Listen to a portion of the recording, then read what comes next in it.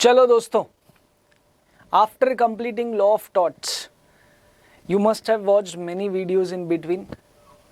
सो इस वीडियो के पहले तो कमेंट सेक्शन में मुझे ये बता दो कि क्या आपकी योद्धा बैच की जो सीरीज़ है, ये जो स्टडी प्लानर हम लोग ने आप लोगों के साथ शेयर किया है, क्या आप उसके साथ जुड़े हुए हो? क्या आप वो रिलीजियसली डेडिकेटली फॉलो कर रहे हो कि नहीं? कमेंट सेक्शन में पहले तो मुझे ये सुनना है, ठीक है. उसके बाद हम लोग करने वाले हैं बहुत ही इंपॉर्टेंट कॉन्सेप्ट, बहुत ही important topic, that is Indian constitution. कैसे हो योद्धा मेरे? कैसी चल रही है पढ़ाई? याद है ना, मैंने आप लोगों के साथ पहले ही वीडियो में एक मिशन डिस्कस किया था. आई होप आप उस मिशन के साथ कंटिन्यू हो. That is mission more than 190. अब की बार 190 पार है कि नहीं? चलिए, आप लोगों के लिए तकरीबन 100 से ज़्यादा MCQs लेकर आया हूँ मैं कॉन्स्टिट्यूशन में. कुछ ऐसे MCQs है, कुछ ऐसे MCQs है जो आप ऐसे सॉल्व कर लोगे, बट फिर कुछ ऐसे MCQs है जहाँ आपको मेरी ज़रूरत पड़ सकती है, जहाँ हम डिस्कस करके सॉल्व करेंगे. Approximately there are 110-15 MCQs. So we'll solve all of them in this video. And I have tried to cover the entire constitution, all the concepts of the constitution. In fact, some concepts we did not discuss. तो सब कुछ हम लोग एक साथ आज समझने वाले, सीखने वाले. शुरू करते हैं हमारी योद्धा सीरीज़ की लीगल एप्टीट्यूड की तीसरी वीडियो या तीसरा चैप्टर. मैं तीसरा क्यों कह रहा हूँ, आप ऑलरेडी समझ चुके रहेंगे, राइट? तीसरा या चौथा, आई मीन टू से चौथा. Elements of company law I believe हो गया है. आई डोंट नो, अगर वो नहीं हुआ है तो नहीं बता. आई डोंट नो मतलब I don't remember the date, obviously I have to check the time table. So अगर एलिमेंट्स ऑफ कंपनी लॉ हो गया तो चौथा, नहीं हुआ है तो तीसरा, ठीक है. Let's not go into it. Multiple choice questions. सबसे पहले इंट्रोडक्शन पे क्वेश्चन है, फिर प्रीएम्बल पे ऐसे करके, फिर फंडामेंटल राइट्स पे ऐसे करके हम लोगों ने डिवाइड किया उसको, ठीक है. चलो, पहला क्वेश्चन बहुत ही सिंपल सा क्वेश्चन. कॉन्स्टिट्यूशन ऑफ इंडिया, ठीक है, केम इनटू फोर्स ऑन 26 जनवरी 1950. भाई साहब, दो डेट याद रखने हैं आपको दोस्तों, दो डेट याद होनी चाहिए आपको. एक, कॉन्स्टिट्यूशन कब बना, when constitution was made. The constitution was made and readily available on 26th November 1949. However, constitution came into force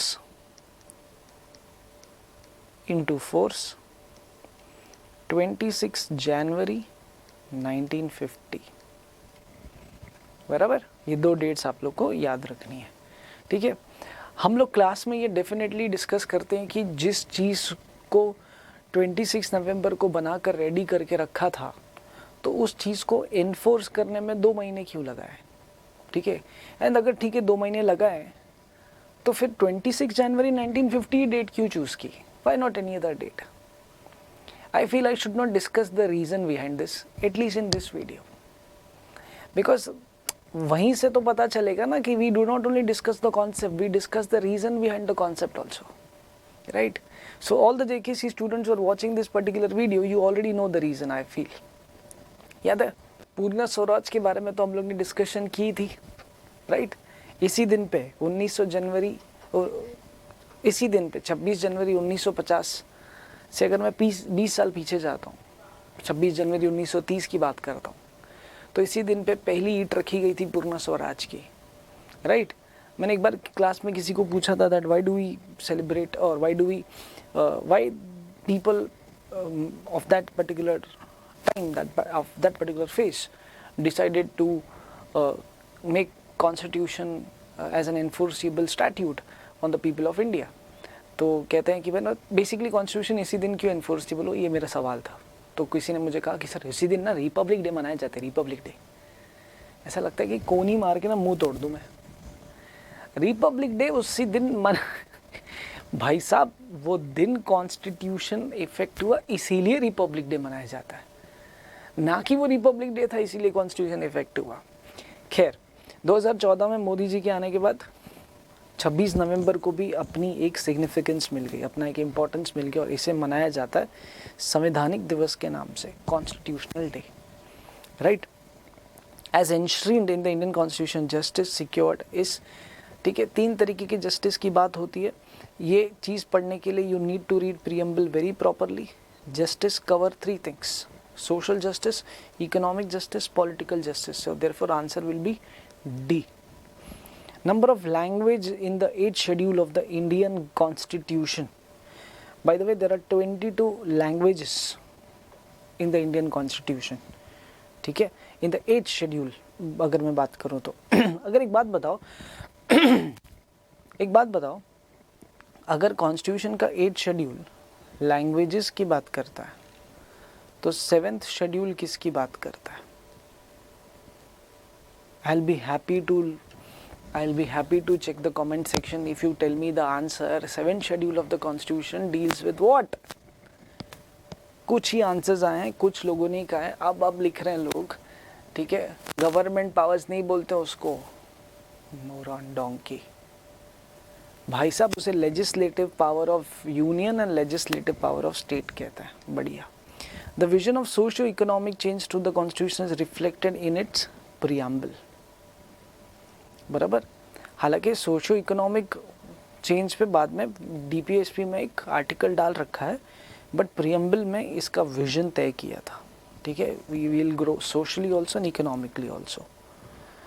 which of the following is always associated with justice? Hypocrisy की बात करो तो ऑब्वियसली नहीं आएगा। डिमिनिटिवनेस, ठीक है, डिमिनिटिवनेस बेसिकली स्मॉलेस्ट, माइक्रो जिसको कहते हैं, वो भी नहीं आएगा, ठीक है। इसका तो मतलब जेनरस होता है, ठीक है, kindness, generosity, kindness. Justice is associated to legitimate, legitimate मतलब लॉ, लीगल, स्टैट्यूट। ऑडी ऑल्टरम पोर्टम मीन्स क्या ये सर? ऑडी ऑल्टरम पोर्टम एक लीगल मैक्सिम है। इसका मतलब क्या है? इसका मतलब है opportunity should be given to both the sides. बराबर। Article 263 of the constitution of India deals with the provisions related to which of the following aspect? तो इंटर-स्टेट काउंसिल, जैसे मैं महाराष्ट्र गुजरात मिलकर एक बैठक क्रिएट कर सकते हैं, महाराष्ट्र कर्नाटका बैठ के एक बैठक क्रिएट कर सकते हैं।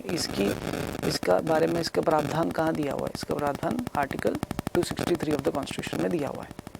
Identify the correct sequence in which these concept appear in the preamble of the constitution.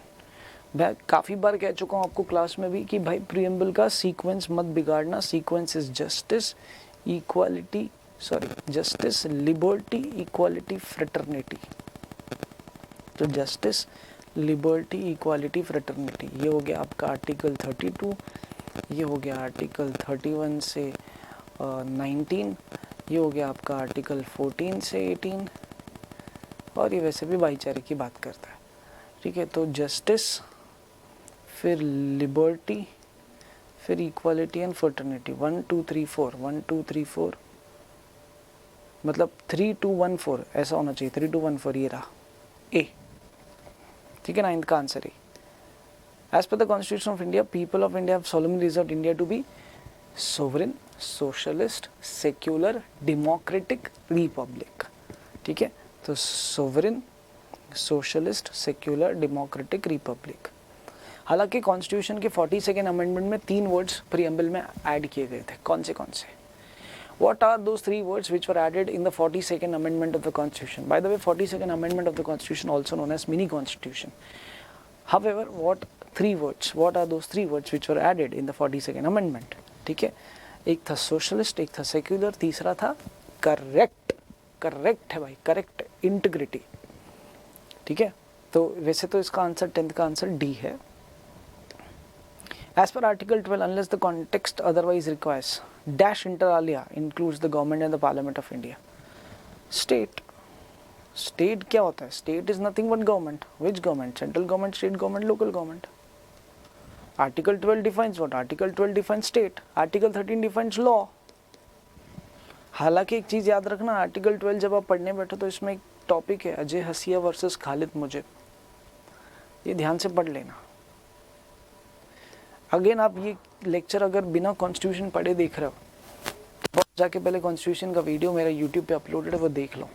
दूसरा, अगर कोई क्लैट की प्रिपरेशन कर रहा है, लॉ की प्रिपरेशन कर रहा है, एंट्रेंस एग्जाम्स की प्रिपरेशन कर रहा है, उसको भी ये वीडियो काम आ सकता है, तो ज़रूरतमंदों के लोगों के साथ शेयर करो। Constitution of India is basically federal but with certain unitary features.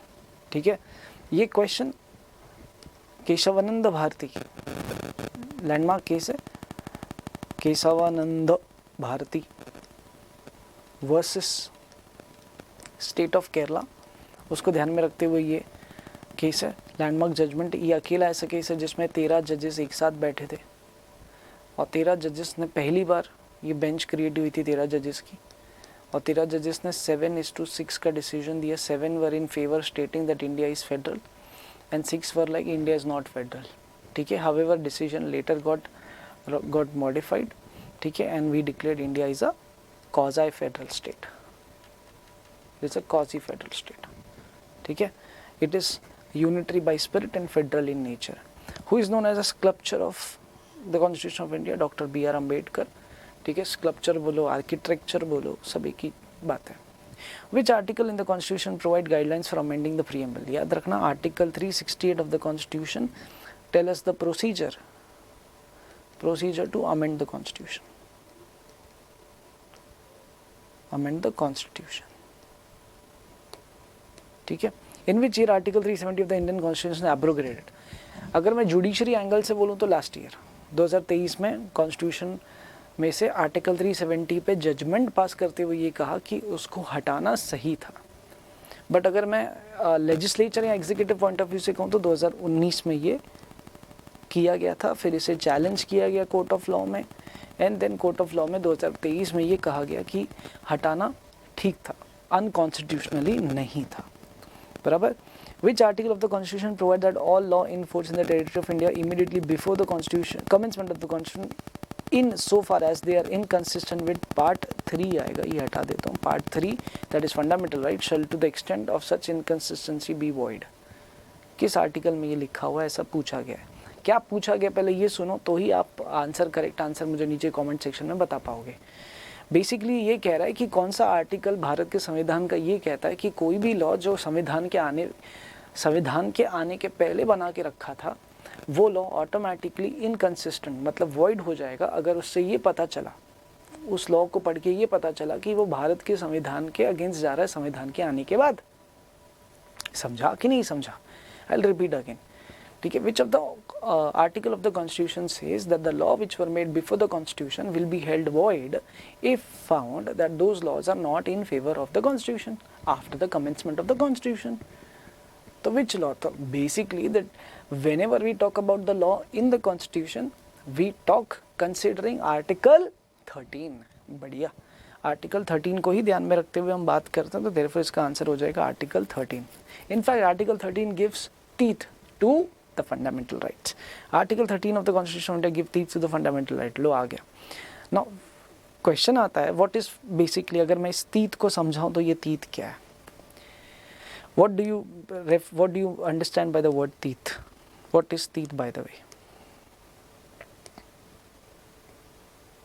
teeth है क्या? बढ़िया, कुछ लोगों ने जवाब दिया। याद रखना, teeth is nothing but a power. Teeth represents power. Which power? The power of judicial review. Who got this power of judicial review? So power of judicial review was given to Supreme Court. And what does this power do? According to this power, Supreme Court can make any law as void if it is found to be against the Constitution. अगर कोई भी law constitution के against है, अगर कोई भी law Bharat के संविधान के अगेंस्ट जा रहा है, जो पार्लियामेंट बना रही है obviously, supreme court of India उस लॉ को अनकॉन्स्टिट्यूशन डिक्लेयर कर सकता है, और उसी पावर को कहते हैं पावर ऑफ जुडिशियल रिव्यू। हालांकि लॉ किसे कहेंगे, लॉ किसे माना जाएगा, ये हमेशा से एक कंट्रोवर्सी रही, जिस कंट्रोवर्सी को 24th अमेंडमेंट के जरिए इंदिरा गांधी ने सॉल्व कर दिया। इंदिरा गांधी ने जब सुप्रीम कोर्ट को पूछा कि 1971 के आसपास की बात है ये, कि what do you mean by the word law under article 13, जैसे state under article 12 was not very clear in the constitution, right. Specially state authority किसे कहेंगे ये क्लियर नहीं था, तो अजय हसिया के इसमें वो क्लैरिटी मेंटेन की गई सुप्रीम कोर्ट ने। ठीक उसी तरह जब इंदिरा गांधी ने क्वेश्चन पूछा था सुप्रीम कोर्ट को कि what does the word law means, तो फिर सुप्रीम कोर्ट ने कहा था कि law means any law, it can be a parliamentary law that is law made by the parliament, और it can be a constituent law that is amendment in the constitution. तो इंदिरा गांधी ने कहा कि ऐसा थोड़ी लिखा हुआ है, तो सुप्रीम कोर्ट ने नहीं लिखा हुआ इसलिए तो मैं बता रहा हूँ। तो इंदिरा गांधी ने क्या किया, एक अमेंडमेंट लाया, that is amendment 24th amendment of the constitution in 1971। उस अमेंडमेंट में लाकर इंदिरा गांधी ने कहा कि सुनो सुप्रीम कोर्ट, आप चीज मेरी सुनो। पहली बात तो word law includes parliamentary law but does not includes constituent laws. Constituent laws means amendment in the constitution.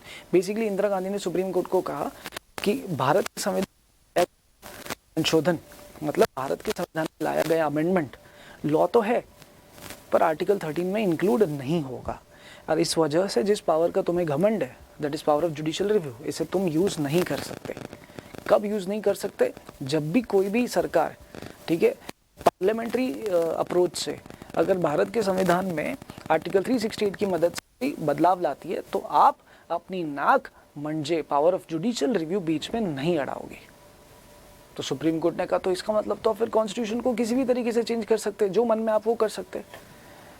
तो इंदिरा गांधी ने कहा कि हो सकता है। बोला क्या हो सकता है? सुप्रीम कोर्ट ने बोला क्या हो सकता है?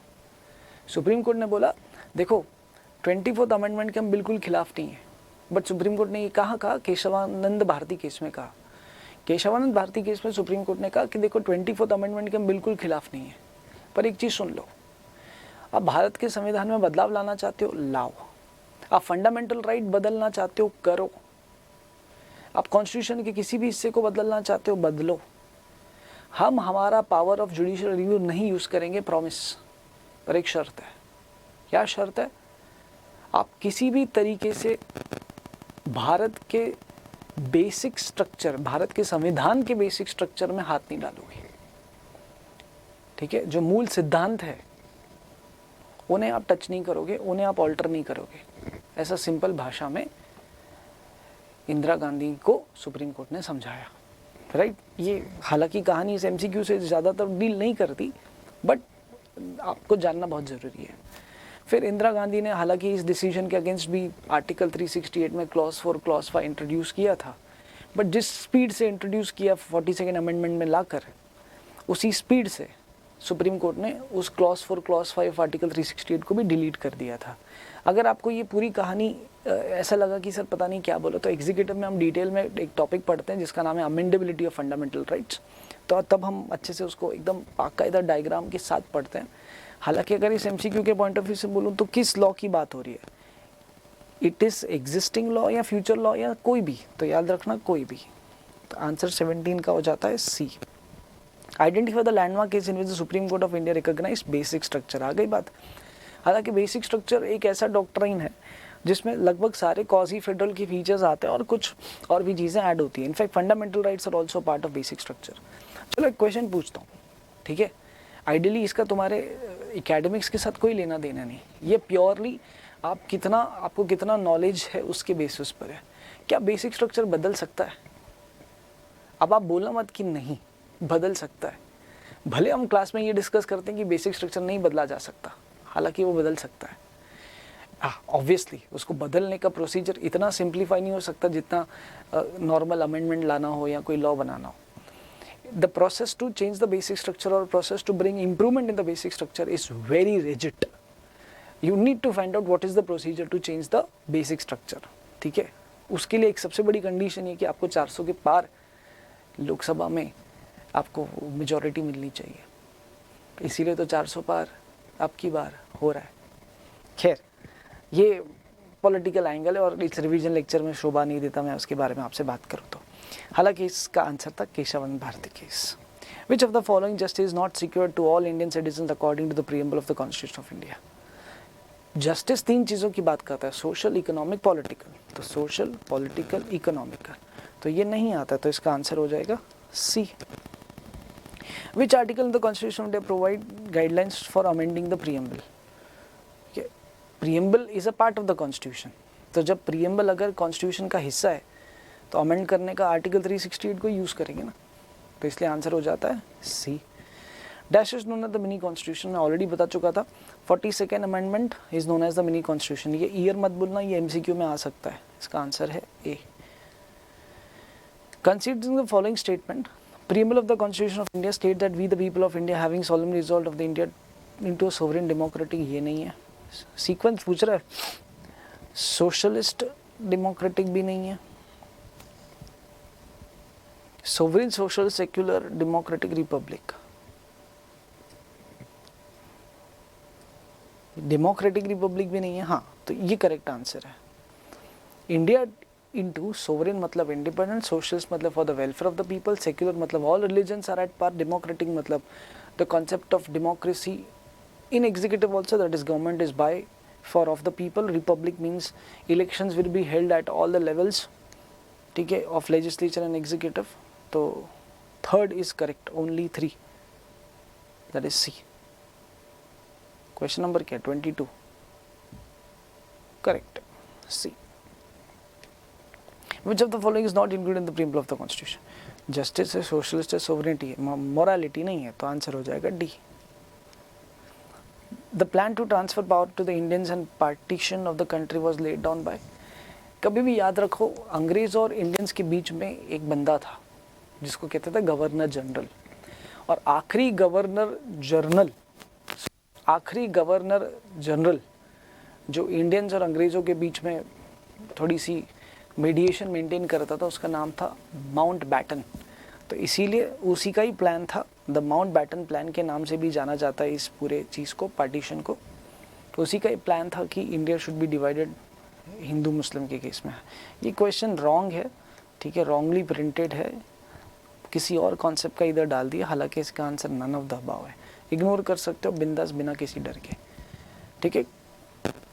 आपको पता है रिसेंटली एक मूवी आई थी जिसका नाम रखा था आर्टिकल 370 करके. मूवी देखना, बहुत बढ़िया पिक्चर है, बहुत ही बढ़िया तरीके से समझाने की कोशिश की गई है कि कैसे आर्टिकल 370 को कानूनी रूप से बिना संविधान के साथ छेड़खानी किए बदला गया था. तो क्या किया गया था, तो पहले तो एक देखो ये ऑर्डर पास करवाया, इसका नाम रखा constitution application to Jammu and Kashmir order 2019. And इस एप्लीकेशन में क्या अर्जी डाली कि भाई हमें आर्टिकल 370 एंड आर्टिकल 35A को अब्रोगेट करना है, ठीक है. तो ऐसी अर्जी कौन डाल सकता है संविधान के अंदर? तो ऐसी अर्जी याद रखना सिर्फ और सिर्फ प्रेसिडेंट ऑफ इंडिया डाल सकता है. आप बोलोगे बट सर अमित शाह जो हमारे होम मिनिस्टर उन्होंने लाया था, उन्होंने सिर्फ on behalf of president produce किया था राज्यसभा में एंड बाद में लोकसभा में. तो हालांकि वो ऑर्डर जो है एग्जीक्यूशन की जब बात आती है वो प्रेसिडेंट ऑफ इंडिया के थ्रू एग्जीक्यूट हुई थी. कौन से schedule of the constitution deals with allocation of powers and function between union and states? तो मैं पहले ही बता चुका था 7th शेड्यूल में ये बातें लिखी हुई है, ठीक है. ये सब चीज़ें 7th शेड्यूल में कवर होती है. 8th शेड्यूल में क्या कवर होता है? यस करेक्ट, लैंग्वेज की बात जो है वो 8th शेड्यूल में कवर होती है, ठीक है. 3rd schedule fundamental rights. 4th schedule DPSP. Which list in the constitution of India contain subject of national importance? अच्छा बाय द वे, ये अगर मैं समझाऊँ 3 लिस्ट क्या है, तो एक है यूनियन लिस्ट, ठीक है, एक है स्टेट लिस्ट और तीसरा है कॉन्करेंट लिस्ट. तो लिस्ट 1 में जो मुद्दे हैं उन मुद्दों पे कानून बनाने का पावर पार्लियामेंट ऑफ इंडिया के पास है. लिस्ट 2 में जो मुद्दे उन मुद्दों पे कानून बनाने का पावर स्टेट लेजिस्लेचर के पास है. एंड लिस्ट 3 में जो मुद्दे उन मुद्दों पे कानून बनाने का पावर दोनों के पास है. दोनों मतलब पार्लियामेंट के पास भी है, स्टेट के पास भी है, ठीक है. दोनों कानून बना सकते हैं, ठीक है. कौन से मुद्दों पे? कॉन्करेंट लिस्ट के मुद्दों पे, लिस्ट 3 के मुद्दों पे. लगभग 47 आइटम्स है. तो अब सवाल पूछा गया आपको कि ये जो है citizenship, foreign affairs, atomic energy, ये कौन से मुद्दे? ये वो मुद्दे जहाँ पे आपको कॉम्युनलिटी चाहिए, आपको होल ऑफ इंडिया पे सेम लॉ चाहिए. तो इसीलिए ये मुद्दे कहाँ कवर होंगे? Citizenship, foreign affairs, atomic energy. ये किस लिस्ट का हिस्सा होगा? ऑब्वियसली ये यूनियन लिस्ट का हिस्सा होगा. यूनियन लिस्ट मतलब लिस्ट 1, ठीक है. स्टेट लिस्ट मतलब लिस्ट 2, कॉन्करेंट लिस्ट मतलब लिस्ट 3, ठीक है. अच्छा एक सवाल बताना, अगर क्योंकि मैंने कहा कि कॉन्करेंट लिस्ट पे दोनों अथॉरिटी, सेंट्रल भी एंड स्टेट भी, दोनों भी लॉ बना सकते, तो व्हाट इफ स्टेट ने भी लॉ बनाया लिस्ट 3 के मैटर पे एंड सेंटर ने भी बनाया और दोनों का लॉ एक दूसरे से कॉन्ट्राडिक्ट कर रहा है, तो कौन सा लॉ प्रिवेल करेगा? हाँ, कौन सा लॉ प्रिवेल करेगा? बोलो, आगे क्वेश्चन आएगा ये. और अगर जो कह रहे हैं कि पार्लियामेंट का लॉ प्रिवेल करेगा तो तुम सही हो boss. No one can be convicted twice for the same offence, the doctrine is called. By the way ये है आर्टिकल 20 क्लॉज 2, ये आपके सिलेबस में नहीं डाल रखा है, मतलब आप टेक्स्ट बुक में ढूंढोगे तो नहीं है, हमने बट क्लास में पढ़ा है। हाँ, तीनों पढ़ा है, 20 क्लॉज 1 भी पढ़ा है, 20 क्लॉज 2 भी पढ़ा है, 20 क्लॉज 3 भी पढ़ा है। इनफैक्ट आर्टिकल 20 पूरा पढ़ा है। What is article 20? Article 20 is protection in case of conviction. In case of conviction किसके लिए आर्टिकल 20? सबके लिए, सिटीजन के लिए भी है प्लस नॉन सिटीजन के लिए भी है। क्या कहता है 20 क्लॉज 1? 20 क्लॉज 1 कहता है protection in case of de facto loss. Protection in case of de facto loss. De facto या एक्स पोस्ट फैक्टो लॉस भी कह सकते हो आप, एक्स पोस्ट फैक्टो लॉस, बराबर। बेसिकली वो कानून जब मैंने एक्ट किया अवेलेबल ही नहीं था, तो वो कानून अगर बाद में बन भी जाए वो मेरे ऊपर अप्लाई नहीं होगा, ठीक है। 20 क्लॉज 2 डबल जियोपार्डी की बात करता है। डबल जियोपार्डी का मतलब होता है डबल पनिशमेंट, मतलब किसी भी सेम एक्ट को लेकर मैं 2 बार पनिश नहीं हो सकता। फॉर एग्जाम्पल, अगर मैंने टिकट नहीं निकाली और मेरे को टीसी ने पकड़ा और मैंने पैसे भर दिए, तो now I will not be punish at least on the same day for not having a ticket, because why? Because I am already being punished, मतलब already the punishment is over, right? So I'll be punished once for the act I committed. I will not be punished again for the act which I already committed, and the punishment is over. समझा? And तीसरा है article 20 clause 3 protection in case of self incrimination. Self incrimination का मतलब है कि you can not force a person to confess, ठीक है। You can not force a person to say something which will be use against the person only. इसमें 3 condition पूरी होनी चाहिए। एक तो वो अक्यूज होना चाहिए, दूसरा उसको फोर्स करना चाहिए कुछ बोलने के लिए, तीसरा वो अगर जो भी बोलेगा तो उसी के अगेंस्ट यूज होगा वो। तो क्या उसे सर फोर्स करना मना है? आर्टिकल 20 क्लॉज 3 कहता है कि a person will be protected if he or she will be force to say something which will be use against the person. आई बात समझ में? तो बेसिकली ये तो 20 क्लॉज 2 को लेकर था। ये जो क्वेश्चन है ये आर्टिकल 20 क्लॉज 2 को लेकर है। In which year article 370 of India, तो बता चुका हूँ 2023 में सुप्रीम कोर्ट ने डिसीजन पास किया, 2019 में हटा दिया था। Under which of the following article of the constitution president can impose presidential rule. बाप रे, ये सब भी पूछा है, ये बढ़िया है यार। ये देखो कहाँ का मार्च में है, ठीक है। किसी भी स्टेट में प्रेसिडेंशियल रूल कब लग सकता है? बाय द वे क्यों लग सकता है पहले तो ये पता करते ना, कब लग सकता है, और बाद में किस लॉ की वजह से लग सकता है, ये तो बाद में देखते हैं क्यों लग सकता है। मान लो अगर किसी स्टेट में राज्य सरकार गिर गई, उस मुख्यमंत्री ने रिजाइन कर लिया, उस मुख्यमंत्री को सपोर्ट करने वाले एमएलओ ये क्या है, उस मुख्यमंत्री को सपोर्ट करने वाले जो एमएलए थे, उन सारे एमएलएज ने मिलकर सपोर्ट विड्रॉ कर लिया, तो सरकार गिर जाएगी, पार्टी गिर जाएगी। तो फिर ऐसे सिचुएशंस में उस पर्टिकुलर राज्य में जो है, या फिर लॉ एंड ऑर्डर ठीक नहीं चल रहा, या वो पर्टिकुलर गवर्नमेंट जो स्टेट चला रही है वो इफेक्टिव नहीं है स्टेट चलाने के लिए, तो इन सारी सिचुएशंस में हो सकता है प्रेसिडेंशियल रूल लगा सकता है। बट कौन सा article of the constitution president को ये पावर देता है कि प्रेसिडेंट प्रेसिडेंशियल रूल लगा सकता है? तो उस केस में answer is article 356। Which of the following is called a mini constitution? 42nd amendment. इसका आंसर है B. Which of the following state is a false? Most of the structure of Indian constitution have been taken from the government of India act. तो original constitution 8 schedule, 8 नहीं but 10 नहीं 8 schedules थे। The part related to polity of the Indian constitution taken from, ये तो correct है, ये भी correct है, ये भी करेक्ट है। फॉल्स पूछा तो बी बचा फिर, राइट। अच्छा, by the way 8 schedules, 22 parts and 395 articles. जो प्रेजेंट स्टेज पर है 448 articles divide into 25 parts and 12 schedules. Dash of the Indian constitution guarantees 6 categories to fundamental rights. Part 3, वैसे पार्ट 3 में कौन सा आर्टिकल ये गारंटी करता है 6 categories of fundamental rights? Part 3 के कौन से आर्टिकल में? आर्टिकल 19 में, क्योंकि पार्ट 3 तो कवर होता है आर्टिकल 12 से लेके आर्टिकल 35, ठीक है नहीं? तो 12 से 35 है, तो उसमें से कौन सा? Article 19 clause 1 in fact. Fundamental rights mention the constitution of India is borrowed from US constitution से लाए थे हम लोग ने। According to the Constitution of India, all citizens shall have the right to practice any profession or carry any occupation, trade or business is a fundamental right. I'll be happy enough, हाँ पता है, I'm little bit tired now, but I'll be happy enough if you people tell me which article of the Indian Constitution talks about right to practice any profession or carry any occupation, trade or business. Don't write Article 19. Article 19 के अंदर कौन से sub clause में ये बात लिखी हुई है? अमेजिंग अमेजिंग अमेजिंग अमेजिंग, क्या बात है, क्या बात है. आर्टिकल 19 क्लॉज 1 सब क्लॉज जी. एक बार सारे डिस्कस कर लेते हैं. 1A बात करता है स्पीच एंड एक्सप्रेशन की. 1B का बात करता है freedom to assemble peacefully without arms की. 1C बात करता है टू फॉर्म यूनियन एसोसिएशन की. 1D बात करता है freedom to travel in any part of India. 1E बात करता है freedom to reside settle temporary और permanent any part of India. 1F freedom to acquire property but deleted when. कब delete किया था? 1978 में. कौन सा अमेंडमेंट? 44th amendment. और 1G बात करता है freedom to practise any profession, carry trade, occupation और बिजनेस. याद रखना 1A से लेकर 1G तक जितने भी आर्टिकल 19 में फंडामेंटल राइट्स दिए हुए ये सब्जेक्ट टू रीजनेबल रिस्ट्रिक्शन है.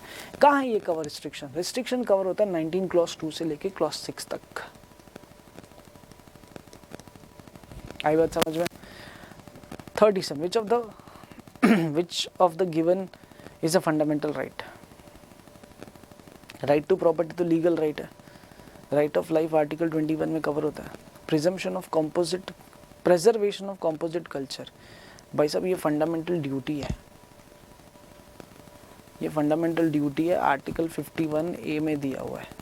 हालांकि याद रखना फंडामेंटल ड्यूटी पार्ट 4A में कवर होता है. तो बेसिकली आंसर बन जाता है A. Which of the following is not a fundamental right? Right to equality article 14. Right of freedom of speech 19(1)(a). Right to marriage कुछ नहीं. राइट टू कॉन्स्टिट्यूशनल रेमेडी, इसका बताओ ना, ये कौन सा आर्टिकल है? Constitutional remedy 32. आंसर बन जाता है C. Which of the following fundamental right was reinterpreted in the famous Maneka Gandhi versus union of India case? Article 21. बहुत ही फेमस केस है मेनका गांधी. ठीक है, जब इनका right to travel outside India affect किया गया था, जब इनको राइट टू ट्रैवल नहीं करने दिया था, मतलब बेसिकली ट्रैवल नहीं करने दिया था आउटसाइड इंडिया, तो इन्होंने हेबियस कॉर्पस फाइल करके ये सवाल उठाया था कि क्या मेरी लिबर्टी वायोलेट नहीं हो रही क्या. तो तब जाके पहली बार आर्टिकल 21 को फिर से इंटरप्रेट किया गया. और पुराना केस जो था, हालांकि पुराने केस का नाम था, जब पुराने केस का नाम, मुझे नाम क्लिक मतलब ऐसे यहाँ है और जबान से बाहर नहीं आ रहा है. A.K. गोपालन case versus state of Madras. तो इस केस की डिसीजन को ओवररूल करके मेनका गांधी केस में आर्टिकल 21 की बेटर मीनिंग दी थी. तो article 21 is the correct answer. Prohibition of employment of children in factories is article 24. is one of the important fundamental right in Indian identify the article related to profession. Article 24. Article 23 and 24 right relating to exploitation की बात करते हैं कि right against exploitation की बात करते हैं? Correct. क्या relating? अबे कोनी मार के मुंह तोड़ना, मैं कह रहा हूँ. Article 23 and 24 deals with right against exploitation. रे बाबा. 23 talks about human trafficking in forced labor. 24 talks about child labor. Answer हो जाएगा B. Which of the following article of the Indian Constitution lays down that the rules of interpretation in regards of the law inconsistent with or in derogation of the fundamental right? Article 13. पहले भी कर चुके हैं, ठीक है, same चीज़ पहले भी आई थी. In Maneka Gandhi versus union of India which among the following right was interpreted by the Supreme Court? Supreme Court ने पर्सनल लिबर्टी को बहुत ठीक से समझाया था मेनका गांधी केस में. तो आंसर बन जाता है बी, यहाँ सी. Which article of the Constitution mention about appointment of Prime Minister? 75. Article 75 बताता है कि वो प्राइम मिनिस्टर जैसे किसी पॉलिटिकल पार्टी ने चुना और जिस पार्टी को मेजॉरिटी एमपी मिले. हाइला, क्या कोइंसिडेंस है, क्या कोइंसिडेंस है. मैं आपको चलो फ्यूचर बताता हूँ, ठीक है. आई will not lie anything with you, ठीक है. This is, I don't no दिख रहा है अभी कि नहीं दिख रहा. दिस इज 4:15 नाउ, 4:12 थर्सडे 30 मई, ठीक है. And this video you will be watching, I will be very precise. अगर आप ये वीडियो देखते रहोगे तो वो दिन कब रहेगा जिस दिन आप ये वीडियो देखोगे, मेरे पास टाइम टेबल भी है. तो ये वीडियो आप देखते रहोगे कॉन्स्टिट्यूशन 16 जून को, ठीक है. इस बीच में आप कॉन्ट्रैक्ट टॉट, हाँ, तो मतलब मेरा ही दूसरा वीडियो देख रहे हो आप टॉट के बाद सीधा. तो हाँ, ये वीडियो आप जो कॉन्स्टिट्यूशन ऑफ इंडिया देख रहे हो, लीगल एप्टीट्यूड वाला, 16 जून को, मतलब देखोगे, आई मीन टू से, तो उस दिन तक तो देश का प्रधानमंत्री चुन गया होगा, क्योंकि 4 जून को ही चुनने वाले हैं। 30 मई पे प्रिडिक्शन करते हैं क्या? चलो मजाक कर रहा हूँ, बट आएगा तो मोदी ही, ऑल आइज ऑन मोदी, ठीक है। Article 75, prime minister is been appointed under Article 375 by the President. Now when I say by the President, means President delegate the powers to the Prime Minister and the political party to run the country, to lead the country for next 5 years. The word state as mentioned Article 12 applies to which of the following part? मैं पहले ही कह चुका हूँ, part 3 के अंदर आता है article 12 से लेकर आर्टिकल 35, आर्टिकल 36 से लेकर आर्टिकल 51 पार्ट 4 में आता है, ठीक है। Which of the following article of the Indian Constitution is related to fundamental rights and cannot be suspended even during the operation of emergency? देखो मैंने यहाँ पे बाजू में एक हिंट डाल रखी है। 44th अमेंडमेंट जब आया था ना, तो 44th अमेंडमेंट में ये बताया गया था क्या, कि भले इस देश में अगर इमरजेंसी लगाई जाती है तो भी 2 आर्टिकल, कौन से, एक आर्टिकल 20 और दूसरा आर्टिकल 21, ये किसी के भी नहीं छीने जाएंगे। तो अभी 21 तो नहीं दिया हुआ है, बट 20 तो है ना, तो आंसर बन जाएगा ए, बराबर। Which of the given is not correctly matched? Equality 14 to 18, against exploitation 23 to 24, freedom of religion 25 to 28, सब करेक्ट है। Right to constitutional remedy article 42, ना रे बाबा, आर्टिकल 32 आएगा, तो इसलिए आंसर हो जाएगा D. Article 19(1) of the constitution guarantee 6 1A से 1G तक, बट सर 1A से 1G 7 होता है, तो उसमें article 19 clause 1 sub clause F जो था, right to acquire and sell property was deleted, therefore बचे 6। Which discrimination is not prohibited under article 15? तो आर्टिकल 15 क्लॉज 1 कहता है कि state shall not discriminate with any citizen on the ground of religion, caste, race, sex, place of birth. तो इसमें religion आ गया, race आ गया, cast आ गया, स्टेटस नहीं आया, तो answer D. Fundamental right mention in the constitution of India is borrowed from, बता चुका हूँ, US constitution. Which article of the Constitution provide no person shall be deprived of his life and personal liberty except according to the procedure established by law? 21 कहता है ये, ठीक है। Article 21 तो answer हो जाएगा सी। आर्टिकल 21 कहता है कि भाई हाँ, एक प्रोसीजर एस्टैब्लिश करके, एक पर्टिकुलर प्रोसीजर एस्टैब्लिश करके आपकी लाइफ लिबर्टी छीनी जा सकती है, जैसे पुलिस अरेस्ट करती है या फांसी की सज़ा सुनाई जाती है। इसके अलावा किसी की भी लाइफ लिबर्टी नहीं छीनी जाएगी। Which of the given is not a category of fundamental right of the constitution of India? Right to equality 14 में है। कल्चरल एजुकेशनल राइट्स मतलब right of minorities article 29 and 30 में है। राइट अगेंस्ट एक्सप्लॉयटेशन 23 एंड 24 में है। Right of restoration करके कुछ नहीं है, तो इसकी वजह से आंसर बन जाएगा D. Article 23 of the Constitution of India is relating to 23 of the Constitution of India is relating to 23 is human trafficking, forced labor। तो right to education तो चलो 21A है, constitutional remedy 32 है, remedies for enforcement of fundamental right ये भी 32 है, मतलब ये दोनों बेसिकली एक ही चीज़ है, एक ही की बात कर रहा है। तो ये बचा आर्टिकल 23, तो इसलिए आंसर हो जाएगा B. Ramakant the farmer could not repay the loan has taken from a zamindar and hence was forced to work under him to repay the debt. The act is prohibited under which of the following article? वही forced labor article 23 में आता है, तो right against exploitation, तो answer हो जाएगा A। 54 which article lays down the rule of interpretation regard law is inconsistent with in derogation? वही same 13। Basically 13 ये कहता है कि भाई कौन सा आर्टिकल है जो कह रहा है कि कोई भी लॉ कॉन्स्टिट्यूशन के, म्हणजे कॉन्स्टिट्यूशन में जो फंडामेंटल राइट्स है उसके साथ इनकंसिस्टेंट या डेरोगेशन में नहीं आ सकता। मतलब no law which is made by the parliament, ठीक है, can override the fundamental rights और can take away the fundamental rights. ये बातें कहाँ लिखी हुई है? तो बातें आर्टिकल 13 में लिखी हुई है। Right to education is technically fundamental right, but अगर आप ध्यान से देखोगे तो राइट टू एजुकेशन की बातें फंडामेंटल राइट ऐसा 51A में लिखी हुई है, बट अगर आप 45 रीड करते हो वो DPSP भी है, और अगर आप 51A रीड करते हो तो वो फंडामेंटल ड्यूटी भी है। हालांकि यहाँ पे राइट टू एजुकेशन इज करके ऑल ऑफ द अबव नहीं है, इसीलिए we will stick to A only.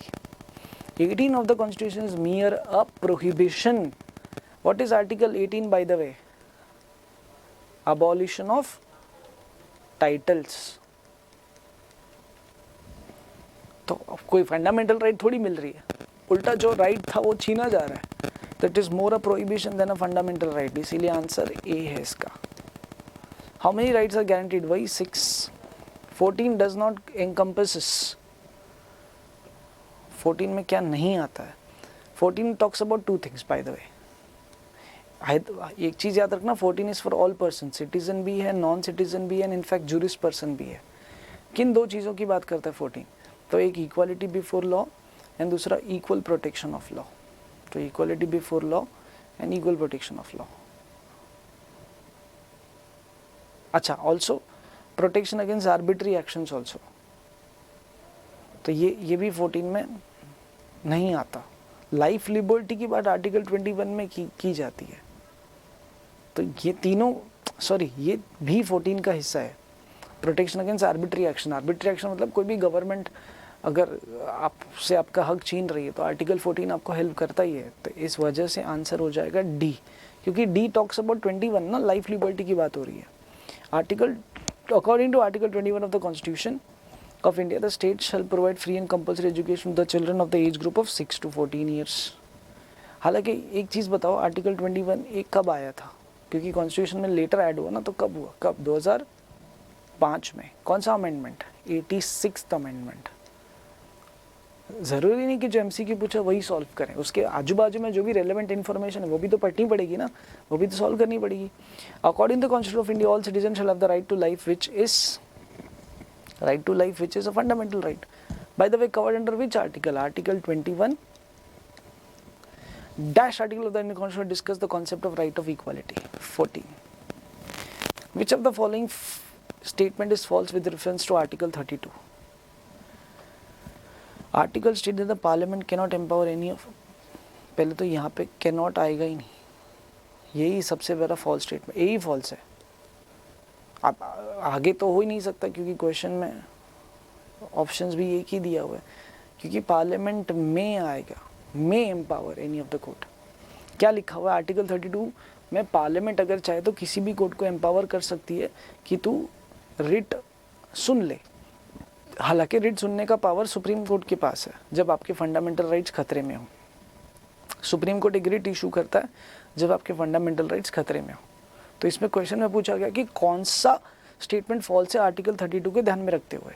तो पहला ही फॉल्स है। क्यों? क्योंकि पार्लियामेंट लॉ बनाकर चाहे तो किसी कोर्ट को रिट एंटरटेन करने का पावर दे सकती है। तो इसीलिए इसका आंसर हो जाएगा A. Read the following statement with reference to article 16। ठीक है, article 16 of the constitution. Article 16 guarantees to all citizen equality of in matter relating to employment और appointment of any office under the state. ये तो 16(1) है। Provides any person can be made by the state for reservation of appointment in favor of any backward class or citizen which is in the opinion of the state is not adequately represented the state under the state. ये तो 16(4) है। तो दोनों ही correct है। इसमें incorrect क्या है? Choose the correct पूछा ना, दोनों ही करेक्ट है। तो डी, दोनों ही करेक्ट है तो D. The question below consists of two statements as labeled as assertion. Assertion means to agree and the reason behind. Why do you agree? Examine these two statements carefully and select the answer to these two in the following code given below. Assertion क्या है कि it is a legal and constitutional duty of the state to provide legal aid and legal aid to poor. अगर कोई गरीब है, ठीक है, वो लॉयर अपॉइंट नहीं कर पाता, तो कॉन्स्टिट्यूशन में लिखा हुआ है कि गवर्नमेंट का काम बनता है कि आप उसे लॉयर प्रोवाइड करो। क्यों? क्योंकि जस्टिस सबका हक है। जस्टिस किसी को भी डिनाई नहीं करना चाहिए जस्ट बिकॉज वो गरीब है। दोनों ही करेक्ट है। तो both A and B are individually true and R is the correct explanation to A. तो A is the correct answer. Under the constitution of India, restriction on freedom of religion can not be placed on the grounds of health. तो ठीक है, मतलब वही ना, आप freedom of religion के नाम पर किसी की हेल्थ, पब्लिक ऑर्डर और मोरालिटी नहीं भूल सकते। तो ये कैन नॉट बी प्लेस्ड है। तो ये तो कैन बी में भी आता है, ये भी कैन बी में आता है, ये भी कैन बी में आता है। तो आंसर बचा बी, सोशल जस्टिस। ठीक है, आपको इसके लिए आर्टिकल 25 ठीक से पढ़ना पड़ेगा, तभी समझेगा आपको। आर्टिकल 25 वैसे आप उसके रिस्ट्रिक्शंस नहीं भी पढ़ोगे तो भी चलेगा, इतना कुछ इंपॉर्टेंट क्वेश्चन है नहीं वो। Which among the following does not belong to the right to freedom of religion? Freedom from the payment of taxes, ये हो गया आपका article 27। Freedom from attending religious instruction, ये हो गया article 28। Freedom of conscience and pre professional practice and propagation of, ये हो गया 25। Collective rights of religious denomination is 26। अब ये जो बचा हुआ ये है freedom of speech and expression, that is article 19 clause 1 sub clause A. So therefore answer बन जाता है डी। आई बात समझ में? अरे समझ आ रहा है क्या भाई? 66 क्वेश्चन सॉल्व कर चुका हूँ। Are you getting my point? Yes और नो? प्लीज़ पहले कमेंट सेक्शन में ये बताओ कि हाँ सर समझ रहा, मज़ा आ रहा है। ठीक है, जय कॉन्स्टिट्यूशन ऐसे लिख दो एक बार, जय कॉन्स्टिट्यूशन। ठीक है, ओ मेरे योद्धा। ठीक है, ऐसे ही तुम्हें योद्धा योद्धा कह रहे हैं हम लोग, तो इसका मतलब नहीं कि तुम इग्नोर करो, right? No citizen shall on ground only on religion, disability etc. be subject to restriction with regards to access to shop, public restaurant, hotel and place of amusement। ये तो 15 आर्टिकल 15 क्लॉज 2 में लिखा हुआ है, तो answer हो जाएगा D. When which article of the Indian Constitution prohibit the state from discriminating against any citizen on grounds of religion, race, caste, sex, place of birth or any of them? 15(1), 15(2) तो ये रहा ना, तो answer क्या हो जाएगा? ऊपर जैसे ऊपर था डी, ऊपर आंसर था डी, तो इधर आंसर हो जाएगा A. Article 16 of the constitution prohibits the discrimination against citizen on certain grounds, which of the following is not covered under said grounds?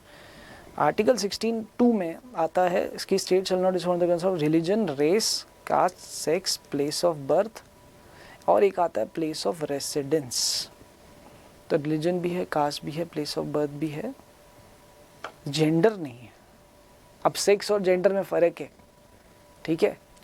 Main मतलब मेल फीमेल इज सेक्स, ठीक है? Girl boy, men women are genders, ठीक है? तो ये confuse नहीं होने का इसको। You can not interchangeably use sex and gender, वो नहीं यूज हो सकता। वैसे जेंडर बहुत सारे हैं, सेक्स 2 ही है। कहाँ गया? ये रहा। तो इसका आंसर क्या हो जाएगा? D. Article 17 says that dash is abolish and is practice in any form is forbidden. कौन सा लॉ बनाया था? Prohibition of untouchability act. Answer B हो जाएगा। याद रखना, untouchability and social boycott, untouchability and social instigation. Social boycott मतलब social instigation is not same. Article 17 untouchability की बात करता है, सोशल बॉयकॉट के बारे में कुछ नहीं बोलता। Article 17 covers untouchability concept, not social boycott, ठीक है? Which article is related to abolition of untouchability? अभी तो पढ़ा 17। Under the Constitution of India, right to pollution free environment, ठीक है? That is covered under Article 21। 19 में तो है नहीं, 14 में तो equality, 29 तो cultural educational rights की बात करता है, interest of minorities की बात करता है, तो इसीलिए 21 है क्या सर? नहीं रे बाबा। देखो आर्टिकल 21 में 2 चीज़ें, एक है लाइफ, दूसरा है लिबर्टी। लाइफ का मतलब ये नहीं कि when your life will be in danger article 21 will protect you. Life का मतलब होता है to live with dignity and respect, and so as to live with dignity and respect I deserve some rights, and one of the right is right to pollution free environment. हक है मेरे पास, हक है मेरा ये कि मुझे साफ सुथरा एनवायरनमेंट मिल रहा है। समझ रहा है Vinod? Protection of life and personal liberty is provided in 21, ठीक है? 25 में आता है right of religions, right to conscience religion, free profess, practice, propagation, ठीक है? 123 में governor, president can pass ordinance, president pass ordinance वाला। ये 21A है, तो राइट टू एजुकेशन आता है इसमें। इसका आंसर ए है बाय द वे, और इसका आंसर सी है, मैं बता चुका हूँ वैसे तो। As per constitution of India, the president shall elect the members of electoral college consisting of which of the following members? वो तो house of parliament and legislative states 1 और 2 दोनों भी। डी हो जाएगा 74। Basically president shall elect the members of the electoral college consisting of which of the following members. अगर मान लो अगर प्रेसिडेंट को इलेक्शंस रखनी है तो वो हाउस ऑफ पार्लियामेंट के लोगों को उठाएगा और लेजिस्लेटिव असेंबली के लोगों को उठाएगा ना। The council of state shall consist of maximum how many members nominated by the president from amongst person having special knowledge and, वैसे तो देखो काउंसिल ऑफ स्टेट का मतलब होता है राज्यसभा। राज्यसभा में टोटल सीटें होती है 250, उसमें से 12 सीटों में प्रेसिडेंट के पास हक है कि वो किसी को भी वो सीट ग्रेशियसली दे सकता है। ठीक है, क्यों? क्योंकि हो सकता है उसको special knowledge, practical experience in the research of literature, science, art, social service हो, तो इस वजह से 12 सीटें। तो बाकी 238 वो political parties and state council मिलके डिसाइड करता है क्या करना है। तो इसका आंसर हो जाएगा C. Which of the following is house is called as, if नहीं is called as Rajya Sabha. Council of State is called as Rajya Sabha. House of People is called as Lok Sabha. State Assembly is called as Vidhan Sabha. State Legislative is called as, Legislative Council is called as Vidhan Parishad. Vidhan Parishad, Vidhan Sabha, Lok Sabha, Rajya Sabha. क्या पूछा राज्य सभा कौन सा है? तो state of council, answer हो जाएगा ई। Choose amongst one. अब ये मस्त क्वेश्चन है, ठीक है, इनमें से ऑड मैन आउट करना, ऑड वन आउट करना है अपने को। तो देखो ये लॉ और ये लॉ का मोटिव पर्पस एक ही है। मीडिएशन बिल कहता है कि कंपनीज में अगर झगड़ा हुआ तो कोर्ट कचहरी जाने से अच्छा बैठ के सॉल्व करो, और अगर कंपनी बैंकरप्ट हुई तो आईबीसी फॉलो करके बैंकरप्सी प्रोसीजर के जरिए उसे बैंकरप्ट डिक्लेयर करो। तो इसका इन सब में आईबीसी का क्या लेना, इन सब में इंडियन पीनल कोड का क्या लेना, इन सब में आईपीसी का क्या लेना देना, आईपीसी 1860 का क्या लेना देना। तो इसलिए आंसर हो जाएगा B. There shall be council of ministers with the dash at the head. तो काउंसिल ऑफ मिनिस्टर्स में हेड में तो प्राइम मिनिस्टर ही आएगा ना, ठीक है, याद है कि नहीं? PM plus cabinet, PM is the head of council of ministers, right? President is the head of centre, president is the head of central executive, मतलब सेंट्रल गवर्नमेंट। तो आंसर बी है। Which state does not have legislative council? तो गिन के हैं 8, उसमें भी तमिलनाडु ने हाथ ऊपर कर लिए तो बचे 7, बट आप याद रखोगे 8, हाँ, CSAT text book point of view के हिसाब से। तो उसमें आंध्र, बिहार, उत्तर प्रदेश, महाराष्ट्र, ठीक है, तेलंगाना, तमिलनाडु, उड़ीसा, ये ऑलरेडी है। तो केरला तो है ही नहीं, तो सी हो जाएगा answer. Which of the following statement, parliament of India consist of 2 houses, Lok Sabha and Rajya Sabha, correct. Parliament of India consist of president and Lok Sabha, नहीं, ये भी करेक्ट नहीं है। Parliament of India consist of president and 2 houses, ये करेक्ट है। Third is only correct. 80 का answer D. How many members of the president of India can nominate by the lower house of parliament? अब यहाँ पे ना एक mistake है, यहाँ पे ना अपर हाउस ऑफ पार्लियामेंट होना चाहिए, क्योंकि upper house is Rajya Sabha. How many members president can appoint? तो president can appoint 12 members, but that is of Rajya Sabha. Lok Sabha के मेंबर्स तो वैसे भी पार्लियामेंट प्रेसिडेंट अपॉइंट ही नहीं करता। लोकसभा के मेंबर्स पे तो वैसे भी इलेक्शन चल रही है ना इलेक्शन। फाइनली अभी 2 दिन पहले एक आखिरी जो क्या था, आखिरी कॉन्स्टिट्यूएंसी सीधी जिसकी इलेक्शन खत्म हुई अभी सीधा 31 तारीख से, मतलब कल से, क्योंकि 30 तारीख को वीडियो रिकॉर्ड हो रहा है, तो कल से जो है एग्जिट पोल की गिनती शुरू होगी, और धीरे धीरे 4 तारीख तक पता चल जाएगा कि नया प्रधानमंत्री और नई पॉलिटिकल पार्टी कौन सी है जो इस देश को नेक्स्ट 5 साल के लिए रूल करेगी। वैसे ऑल आइज ऑन मोदी जी।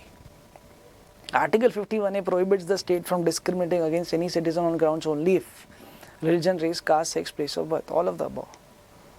15(1) में सब आता है, याद रखना। 15(5) और 15(6) ढंग से पढ़ना। 15(5) ST/SC को 93rd अमेंडमेंट 2002 में आया था, स्कूल कॉलेज में एडमिशन लेने का रिजर्वेशन देता है। 15(6) 103rd अमेंडमेंट जो आया था 2019 में, जो EWS कैटेगरी को स्कूल कॉलेज में एडमिशन लेने का रिजर्वेशन देता है, 10% का रिजर्वेशन उनके लिए रखा गया। Under the provision which of the article of Indian constitution can the parliament provide education of disputes related to water inter state and, ये आर्टिकल 262। ये कर्नाटक और तमिलनाडु के बीच में बहुत प्रॉब्लम है ही वैसे भी, ठीक है, एक रिवर को लेकर, ठीक है, कॉल्ड एज कावेरी रिवर को लेकर है ही। तो स्टेट चाहे तो लॉ, ठीक है, पार्लियामेंट अगर चाहे तो इस मुद्दे पे लॉ बनाकर ये इंटरस्टेट डिस्प्यूट को सॉल्व कर सकता है। यस, कौन हक दिया पार्लियामेंट को ऐसा करने का? Article 262। Who has the authority to regulate the right of citizenship by law under article 11? कौन? सिटीजनशिप को लेकर अभी रिसेंटली एक लॉ बना था, सिटीजन अमेंडमेंट एक्ट 2019। तो ये लॉ बनाने की अनुमति पार्लियामेंट को कहाँ से आई? तो भाई साहब वो आर्टिकल 11 से आई। याद रखना, आर्टिकल 1 से लेकर 4 तक इंडिया एज भारत की बात करता है, पार्ट 1। फिर 5 से लेकर 11 तक पार्ट 2 सिटीजनशिप की बात होती है इसमें, जिसमें से आर्टिकल 5 कब का है कि इंडिया के कॉन्स्टिट्यूशन आने के बाद कौन सिटीजनशिप ले सकता है। देन आर्टिकल 8 काम का है कि किसी सिटीजनशिप नहीं मिल सकती। एंड आर्टिकल 11 काम का है जो कहता है कि पार्लियामेंट लॉ बनाकर पार्लियामेंट चाहे तो लॉ बना सकता है सिटीजनशिप के मुद्दे पे। What is the age criteria for a member of Lok Sabha to be elected as a prime minister? Prime minister अगर लोकसभा का मेंबर है जिसे प्राइम मिनिस्टर बनना है तो एज होना चाहिए 25 ईयर। बट यही अगर राज्यसभा का मेंबर है तो एज होना चाहिए 30 ईयर्स। ठीक है, तो डी इसका आंसर हो जाएगा। ऊपर वाले का आंसर समझा ना, इसका आंसर पार्लियामेंट है, ए इसका आंसर है इन शॉर्ट। ठीक है, मैं आंसर्स डिस्कस कर लेता हूँ बट कभी कभी लिखता नहीं हूँ, तो मेक श्योर आप मार्क कर लो। अब देखो, मैंने आपको बताया था कि शेड्यूल 7 में तेरा 3 list 1 union list, list 2 state list and list 3 concurrent list.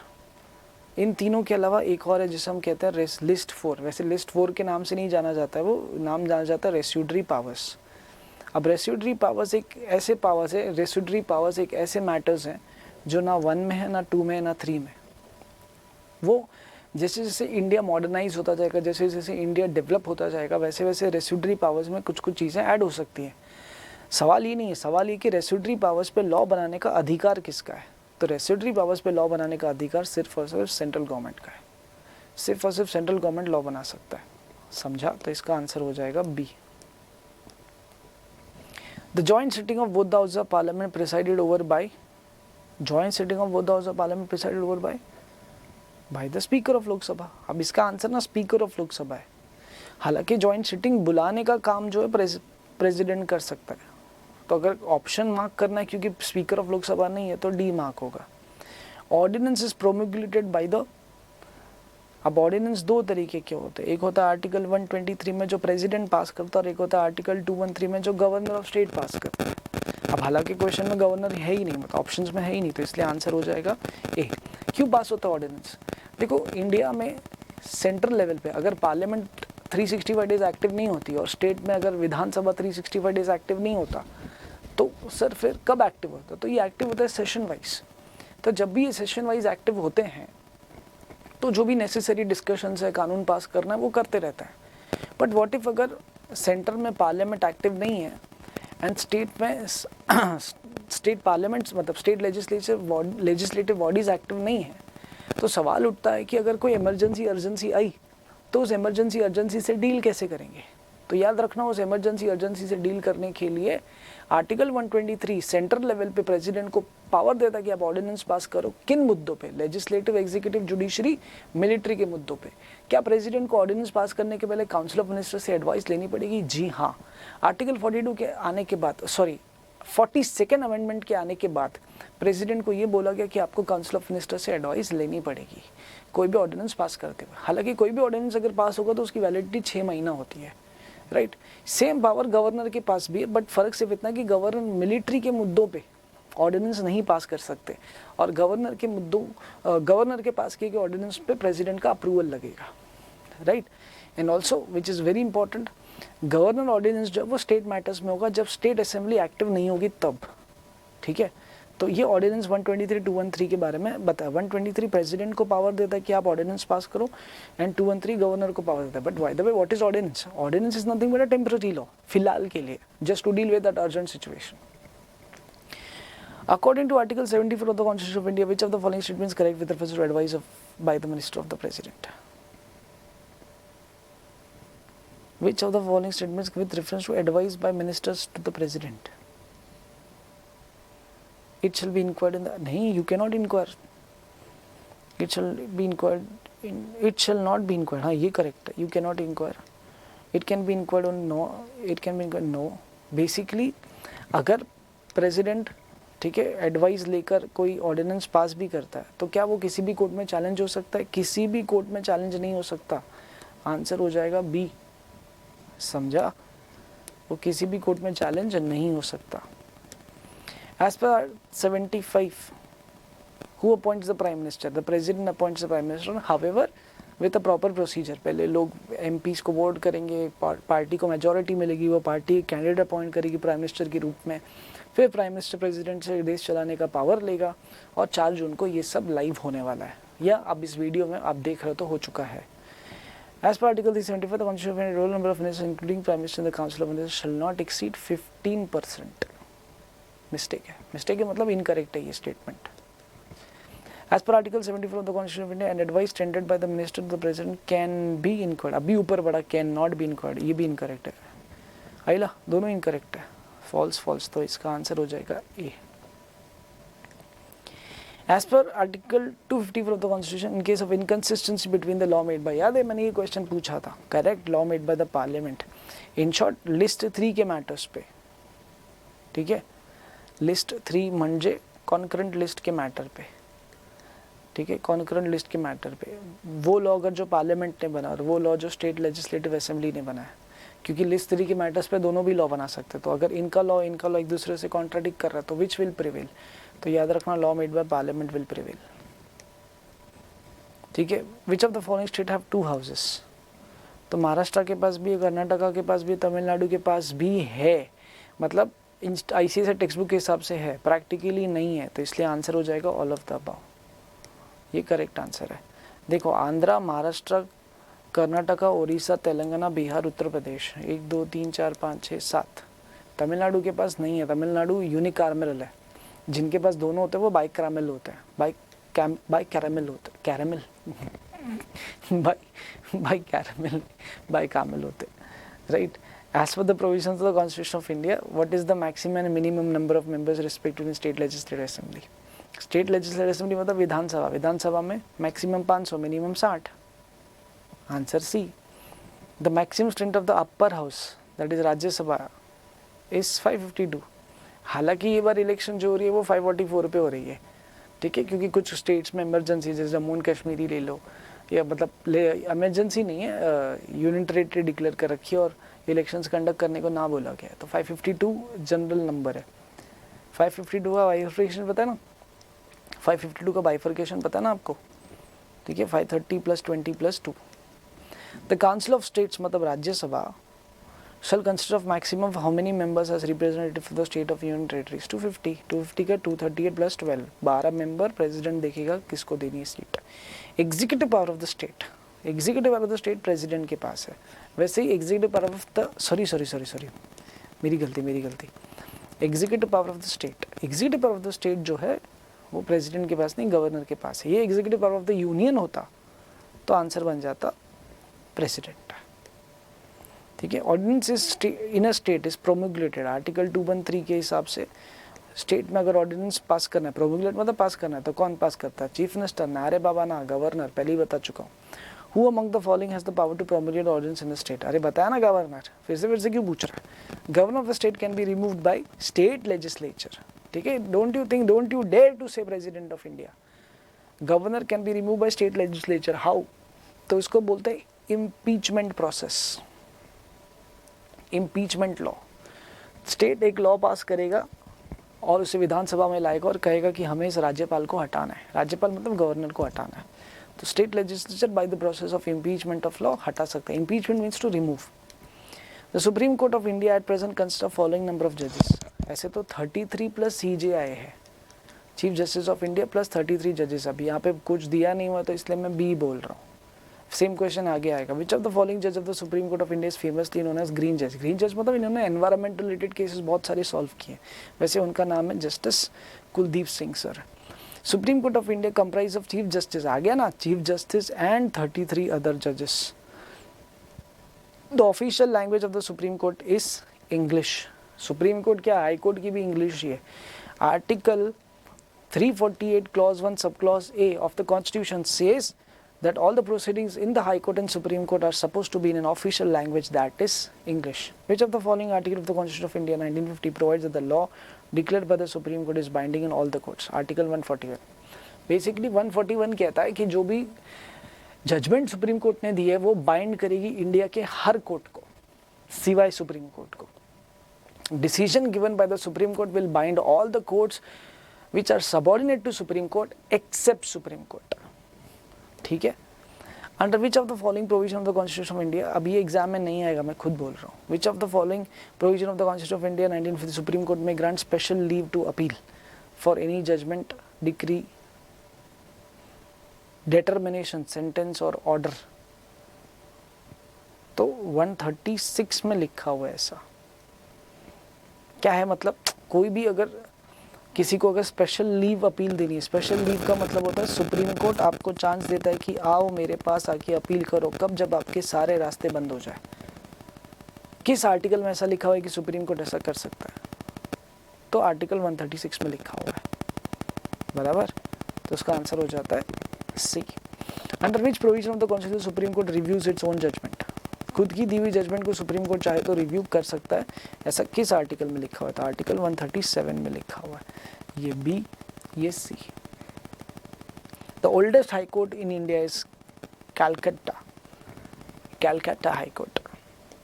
A writ by the court to some person or body to compel it to perform some public duty is mandamus, because mandamus is we command.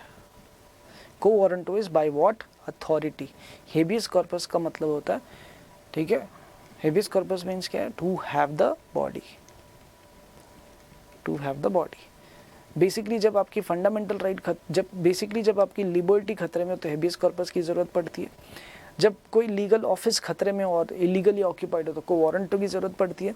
जब कोई सरकारी officer अपना काम ना करवाए, क्या काम करने से मना करे, पब्लिक ड्यूटी करने से मना करे, तो मैंडेमस काम आता है। और अगर कोई कोर्ट अपनी लिमिट के बाहर जाने की कोशिश कर रहा है तो प्रोहिबिशन काम आता है। आई बात समझ में? तो ऐसे सिचुएशन में प्रोहिबिशन काम आता है। Prohibition means to stop. By the way, आप prerogative writ used to command a person or a public authority who is detaining another in custody, आ गया ना detaining, to have the body, habeas corpus। सरशूरियो तब काम आता है जब prohibition की need खत्म हो चुकी रहती है और एक कोर्ट अपनी लिमिट के बाहर जाकर किसी केस को डिसाइड कर चुका होता है। नेक्स्ट क्वेश्चन शायद वही है। A writ by which of the decision of the lowest court is quashed, quash मतलब कैंसिल करना, ठीक है, and based on a regular procedure is known as certiorari। Certiorari means who certified। Dash amend is also known as anti defection law. 52nd amendment, यहाँ से आपके constitutional amendment चालू होते हैं सारे। जो मैंने मार्क करवाए क्लास के अंदर, प्लीज़ ध्यान से अच्छे से पढ़ लेना, प्लीज़ अच्छे से पढ़ लेना। जीएसटी दिया हुआ है भाई 101 अमेंडमेंट में 2016 में आया था। In which in the year 2002 the competition act was enacted and replacing by MRTP को हटाकर, MRTP was monopoly restrictive trade practices act को हटाकर इस देश में एक नया कानून बनाया जिसका नाम रखा कॉम्पिटिशन एक्ट 2002, जिसके अंदर एक बॉडी बनाई जिसको कहते हैं competition commission of India, CCI। My dear friends, I have solved all 114 MCQs, tried to cover all the topics, but again इसके अलावा जो भी मैंने तुमको टेक्स्ट बुक में मार्किंग करवाई है, हर ब्रांच में करवाई है, प्लीज़ उस टेक्स्ट बुक की मार्किंग को अच्छे से पढ़ना, ठीक है, एंड टेक्स्ट बुक के MCQs को सॉल्व करना, राइट। इस चीज़ को ध्यान से देखना। अगर कोई नॉन जीके स्टूडेंट ये देख रहा है, ठीक है, और आपको चाहिए कि वो टेक्स्ट बुक की मार्किंग जो मैंने दी है वो मैं आपको बताऊं क्या है करके, तो आप मुझे इस नंबर पे बिंदास कांटेक्ट कर सकते हैं। व्हाट्सएप करेंगे तो भी ठीक है, ठीक है, या मैं इंस्टाग्राम वगैरह पे अवेलेबल हूँ, आप वो भी देख सकते हैं, राइट।